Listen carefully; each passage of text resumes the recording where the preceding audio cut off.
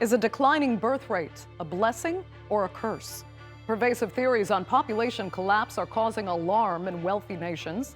But if the global population is growing, are we ignoring solutions through immigration or changing dynamics in our workforce? Do we need more people or fewer, more prosperous ones who will put less pressure on our planet? I'm Andrea Sanke, and today's Newsmaker is our global population.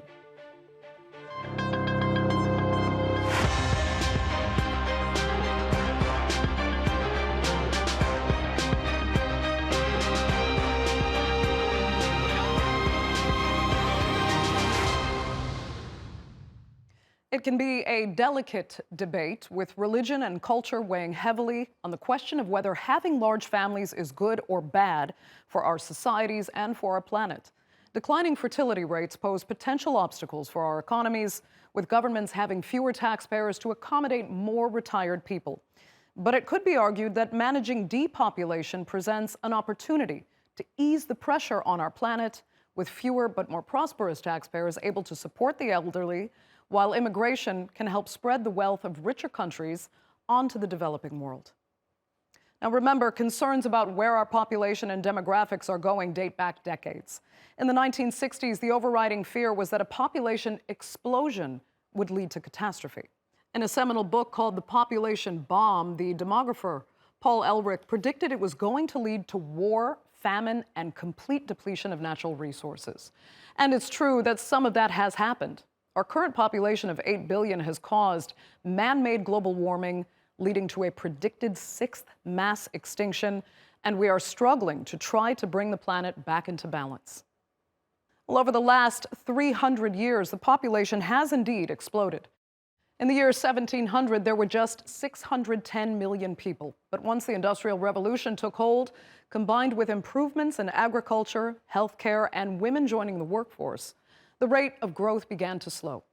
Until recently, that didn't mean that the population explosion wasn't still taking place. People were having slightly fewer children, but there were by now so many people that the overall population was heading to totally unsustainable numbers. And fears over that explosion led some countries to take drastic measures. China introduced its infamous one-child policy, and India instated a highly controversial sterilization program. Just 3 years ago, the United Nations forecast the global population would increase to 11 billion by the end of the century. But since then, some studies have shown that peak population is expected to be less, and the decline in fertility rates even more abrupt, leading the global population to decline either before or around the turn of the century. And in quite a few countries, that population decline is already happening, especially in East Asia. Nowhere is it more evident than in one of the world's wealthiest countries, South Korea. It now has the lowest fertility rate in the world at 0.68 births per woman and falling. The rate needs to be 2.1 births per woman to keep a country's population stable. The government has tried and failed via various social policies to increase its birth rate, but the option of immigration has proven unpopular. Now, if current trends continue, the country's population is set to fall from its current 51 million to 36 million by the year 2072, a drop of 30% in just 50 years. The South Korean government has boosted child care services, extended paid paternity leave, and even offered financial incentives known as baby vouchers. In 2022, President Yoon admitted the government had spent more than $200 billion to increase the birth rate, yet it's still in decline. Well, Italy has a similar problem, with fertility rates starting to decline in the 1980s. The country's right-wing Prime Minister, Giorgia Meloni, is so concerned she's created a Ministry of Family and Birth. The government's cut VAT on baby products and increased family allowances. But as with South Korea, financial incentives seem to have little effect. And then there's Japan. It's one of the first countries in the world to experience population decline, and its effect there has been extraordinary. Nearly 14% of all houses in Japan are empty. They even have a name, Akiya, and there are 9 million of them slowly decaying, mostly around the countryside. It's also led to the closure of nearly 9,000 schools in the last 20 years. I think we need to face up to the reality of demographic decline and start debating as soon as possible how we want to proceed. Closing a school is a very difficult issue. It's said that it takes 10 years from the start of discussions to the closure. If we want to take action in the next 10 years, we need to start discussing it immediately. So what is the best way to manage our planet's population and shifting demographics? Well, joining me now to debate that and more are, from Valley Forge, Pennsylvania, founder of Pro-natalist.org, Malcolm Collins. Jennifer Sciubba is the president of the Population Reference Bureau. And from College Park, Maryland, sociology professor and demographer at the University of Maryland, Philip Cohen. Thanks all so much for being with me.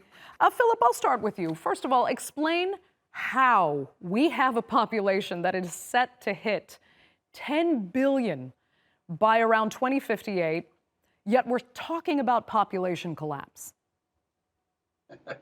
Well, I'm not talking about population collapse because I think that's sort of alarmist and unnecessary, but we are probably headed towards population decline later in this century. The population increased in the world mostly because mortality decreased. You know, people started surviving childhood more, and as a result, we had larger generations and still having births at higher rates. So that gave us a huge population boom. Mostly in the last century, and you know, as we've reached to 8 billion people, it might appear that we're headed towards you know, exponential growth and eventually becoming, you know, just the planet becoming a ball of flesh. But actually, the birth rates are falling dramatically around the world. And by the end of this century, we will have passed that point of growth and start a period of decline unless something dramatic changes now. That's pretty well baked in because of the declining birth rates we've already had. But is that a good thing? Well, if we can get ourselves out of a constant growth mindset, you know, the idea that the population and the economy always must be growing forever. You know, if you stop and think about it, there's no way that can ultimately be sustainable. So we're going to have to figure out how to work with declining population eventually. And we'll have some time, you know, as the birth rates fall, we may, over the course of the next few hundred years, lose a few billion people and be back to where we were, you know, in the last century, which was fine. Having 6 billion people was perfectly reasonable for the Earth. So we can work it out, but we will have to do some careful management and some redistribution of resources to make that work. Right. So managed depopulation is the term I've heard, because this exponential growth that we've been witnessing over the last couple centuries was never sustainable. But Malcolm, why do you think we're in trouble? I mean, you are technically one of those alarmists that maybe Philip was alluding to. Go ahead. Yes. And I heard, you know, when I started caring about this issue, I heard a lot of people saying, you know, you shouldn't be so alarmist about this. You know, the developing world is always going to be, you know, heavy in population. And yet we've seen, you know, you can look at this recent piece in America's Quarterly, Latin America's fertility decline is accelerating and no one knows why. And demographers in the region are beginning to use terms like vertiginous to describe the rate of population or fertility crash that we're seeing in Latin America. When I started caring about this, I was in Korea and everyone was saying, oh, don't worry about it. It won't get that bad. You know, it'll level off somewhere. And now in Korea, at their current fertility rate, not where it's projected, current, for every 100 Koreans, there's only going to be 6 great-grandchildren. And that is like insanely optimistic, because their fertility rate is continuing to decline, 11.5% year over year just this last year. And even if they somehow got their population fertility rate back up, it really wouldn't make a difference, because 60% of their population is over the age of 40 right now. I feel like coming back to the US and talking about these issues, or coming to Europe and talking about these issues, I got a chance to go back in time 20 years and warn people that there does not appear to be a floor on this. And right now in the world, generally speaking, the only countries that are above repopulation rate are countries where the average person is earning less than 5,000 USD per year. Now, it should be our goal to raise these countries out of poverty, yet we are raising them out of poverty with an economic system that is built on the assumption of constant growth, which was because the number of consumers and producers was growing exponentially. So what we advocate for is to take this issue seriously and build new economic systems to head off this train wreck. Okay. I mean, I'm not so sure when you talk about the growing populations in developing countries. What about bringing some of those populations, opening up a little more immigration? And you could argue that could be a win-win, because not only do we grow in a country like the United States where you are, we don't only grow our population the way you think is necessary, but we also can allow people from developing countries to earn the wages in wealthy countries that will be brought back to the developing world so that everyone can effectively prosper. It could be a win-win. That would work if we were at the population scenario we were 10 years ago. But as I mentioned, Latin America fell below repopulation rate all the way back in 2019.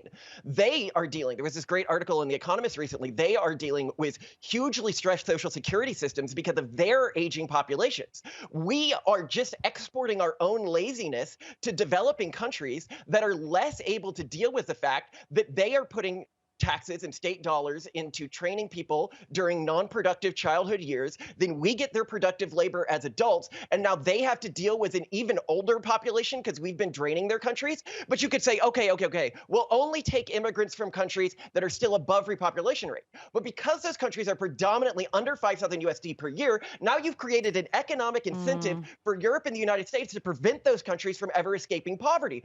I told a reporter this, and they're like, do you really think the United States would sabotage the developing countries' economies just for the sake of our own? And I was like, yes, of course they would. That's like our MO. Like, okay. let me ask Jennifer then about this. And Jennifer, if you can comment as well on the analysis that says we are only, as a global society, I'm not just going to say about the US, we are only thinking about the survival of our own economies and our species as well, at the expense of the planet and the other species, some of which we've run into extinction. Yeah, I think this quote that you're talking about really is about a mindset shift, which Philip alluded to as well. Actually, all of us I think, are pushing this forward, that we have to have a general mindset shift, because if you really think about it, every theory we had about economics, politics, in sociology, those theories were developed under conditions where it looked like there would be exponential growth, and where the values were around exponential growth. And so we have a lot of thinking to do to catch up with the way that the demographic reality has changed. And I think for a lot of people, the idea that we have shifted from this overpopulation rhetoric to one of population decline, that's new. I still talk to people who think, when I released a book about 8 billion people, they said, wow, that's so many. I can't imagine how many more there will be. I'm like, well, we actually kind of know how many more there will be, but our thinking hasn't quite caught up. So, when we talk about immigration, some of that rhetoric is also caught in the past, where we think about a world where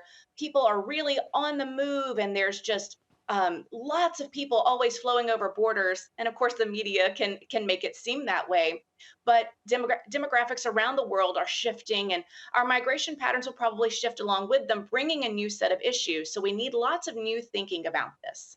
Let me ask Philip, though. I mean, okay, let's be honest, because you said this, we can't turn into a giant ball of human flesh on this planet. So fewer people at this point are technically better, for the planet. Humans have caused, as I said, the extinction of so many plants and species already.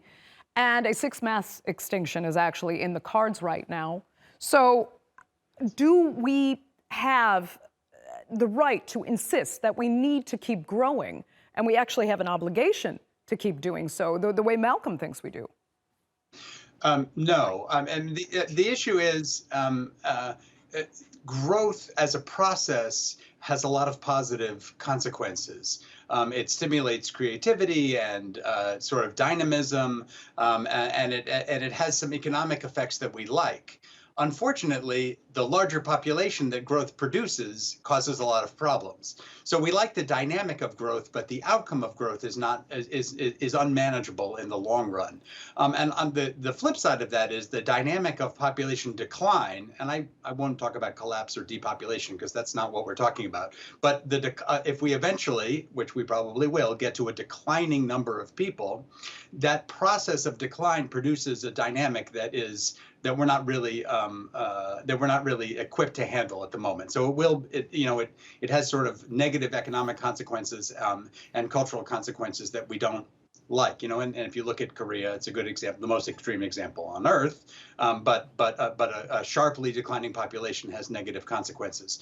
So we're going to have to deal with that as a coming reality. But the idea that we can always grow ourselves out of any problem we have is certainly short-sighted. Okay, Malcolm, I could see you itching to get in there. Go ahead.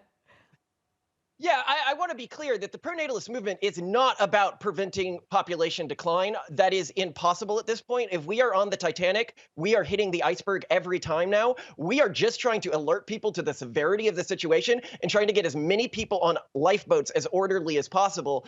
We can say, oh, this isn't a crisis, but then we're also like, but, our entire civilizational structure is set up on the assumption of population growth, like the global economy is, and we really don't have a plan or a way to handle it when things start shrinking on average. And it's better that we get out in front of this issue, especially because this isn't happening But evenly. wouldn't it be better to make that plan instead of just growing the population as per the older models? Well, the best thing we can do in a plan is to find a way to motivate at least near stable fertility rates in environments where people have freedom and are economically productive. Because if we don't do that, then the only cultural groups that survive are going to be those groups that restrict people's freedoms. Okay, but Malcolm, let me ask you this though, because you're speaking from the perspective of a U.S. citizen, and in the U.S. we've seen an constantly increasing number of children in state care, which is also, I've heard, very set to grow because of the limitations now on reproductive rights in many southern states. So you'll have 500,000 kids in the U.S. in state care right now. You also have a often decreasing job market with, medium skills job market that's being automated. And that there aren't as many medium wage jobs available now because technology is taking over. Plus, you have a serious homeless problem in the United States. And it comes out of, you may think you have a very strong family structure in the family that you've created, but many people do not. And people fall in the cracks. And then we have another massive social issue on our hands with a growing population of people that can't contribute to society the way you want them to. Yeah, so you just named a number of tax holes, right? And we're going to increasingly have less taxes come in as the population declines at an age where we have even more people living off of systems like Social Security. And eventually those systems are just going to go bust. This isn't a problem about like wealthy people not having as much money as they used to have. It's a problem of a lot of old people not getting the care they need and dying slow, avoidable deaths. Okay, but let me ask Jennifer, can they get that care they need if, this growing youthful population isn't as prosperous as it once was? Right. I think that question sets us up to say we can't breed our way out of this, which I think putting that forward as the solution is a huge mistake, because what it does is it just says, well, we don't need to try to change anything. We don't need to adapt. All we need to do is try to make more babies. And the demographic reality is that even if these birth rates go up now, we have decades ahead of aging populations. And so our focus in this conversation has been on depopulation, thinking about overall populations shrinking. But along with that, first comes population aging, which is inevitable. And that is the reality I will deal with for the rest of my life. My children will deal with for the rest of their lives. And so just to put the focus on the absolute number of people and to put the focus on creating more babies completely ignores these larger systems. In a lot of low fertility countries, youth unemployment is a huge issue. And so that's part of the reason why people don't really want families, or if they want to start them, feel like they can't do it. And so we need to start shifting away from thinking about absolute numbers. And I really think that if we focus on helping people have better quality lives, the eventual byproduct of that may be higher fertility, but you end up with a huge backlash when you focus on those numbers. We keep thinking about Korea. We've talked about Korea a couple of times. There's a huge feminist backlash there to really trying to raise fertility rates from a government level. That's because not everyone wants the bureaucrats in the bedroom, right? And there is a huge worry that individual rights will end up being restricted in the name of overall growth. So by putting all of our focus and attention on those numbers, I think we take away the individual experience, the Mm. family experience, and the community experience, and that's where our real solutions lie. Yeah, Philip, and go ahead. Go ahead. Yeah, it's really important to understand that people don't have children for the social good. That's not how individual decision making works, and there really is no experience yet in the world of a government promoting increasing fertility rates without producing drastic negative consequences in terms of human liberty, especially for women. I mean, well, there's no experience really of producing rising fertility rates yet. It's not a problem that we've had. But when governments try to intervene on population behavior in terms of more children or less children, the consequences are often drastic for human rights and freedom. So I think Jennifer is exactly right that if we can improve the conditions of living, then some people may decide to have more children. I mean, we're in a little bit of a bind because the decline in fertility has been really, really good and produced great consequences, especially for women and for gender equality. And a lot of things you do that may promote people having more children also have the consequence of increasing opportunities and give people more choices of things to do other than have children. So I don't think you can, we haven't figured out a way to ride that line where we're providing childcare for people, which, we think that's going to make them have more children. Well, actually, it also makes their careers more viable, and they may decide to have fewer children. Trying to manage that is not really feasible, at least in terms of anything that anybody has discovered so far. But we do know how to make life better, especially, as Jennifer says, for the aging population, because that's coming no matter what. And we can do things to improve their health and well-being, improve their productive years. Some people are happy to work longer into older age with dignity and good jobs, and some people want to have retirement. But we can do better in older ages for sure. And Philip, quickly, I also wanted to look at this angle that this argument you've heard people make that it's developing countries that don't have the resources to support a growing population are the ones having more children. But then we have the issue of children in developed countries, also leaving the biggest carbon footprint. One child in a developed country leaves the same, I think, as about 9 or 10 in a developing country. And then it harms those developing countries and prevents also their their economic growth prospects as well, because they're dealing with massive climate change issues so disproportionately. How can we also factor that in when we look at the global population dynamics and who should be looking at growth on a fair scale? Well, growing population, right. At the world level, growing population creates environmental problems. On the other hand, like you mentioned earlier, immigration to wealthier societies produces very important positive effects, both for the receiving and for the sending societies. And again, it's a question of human freedom. If people want to move to places with stronger economies and more opportunities, that's something they should be able to do as human beings. And that has positive consequences, but we have to manage that, and it becomes a political problem at that point. Yeah. Malcolm? Yeah, one thing I really want to note here, which is something that you've highlighted, is not everyone is like, you can have more kids, and if you just have a ton more kids who are on welfare or something like that, you haven't really made the problem any better. What we're really dealing with globally isn't so much a population collapse, but a taxpayer collapse. And the two core things that affect fertility rate the most are, one, a person's economic productivity. The more economically productive a country is or an individual is, the less likely they are to have kids. And those are the kids that are more likely to be economically productive themselves, which is going to compound this problem. The second is the person's cultural group. The secondary problem we have here is intra-generationally, declining fertility has been great for women's rights. Intergenerationally, it's going to be terrible for women's rights. And that is because if it turns out that every cultural group that accepted women's rights falls way below fertility rate, and it makes up a smaller portion of the global population in the future. And all the groups that started restricting those rights end up becoming bigger and bigger in their cultural footprint. Then in the future of humanity, women will have far less rights. And we're already seeing this in places like China, where they're restricting access to fertility control and birth control. We are marching headfirst into a future of a Handmaid's Tale. I need to get a woman's perspective on that then, Jennifer. Well, I think there could potentially be an issue with this line of reasoning, because we assume that cultures don't change, and we assume that just because we have a child within a culture, they stay within that culture.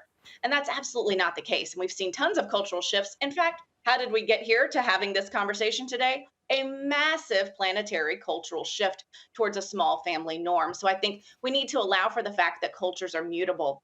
I think also it is the very focus on absolute numbers and on births and average number of children born per woman, listen carefully to those words, that puts those rights at risk.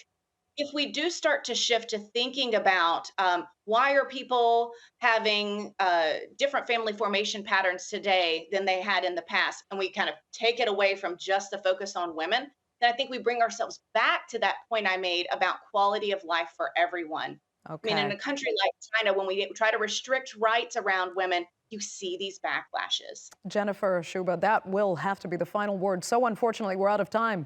For this edition of the Newsmakers, I'd like to thank all three of my panelists so much for being with us. Fascinating discussion. Our viewers, of course, for joining us as well. Remember, you can follow us on X, and do be sure to subscribe to our YouTube channel. I'm Andrea Sanke. We'll see you next time.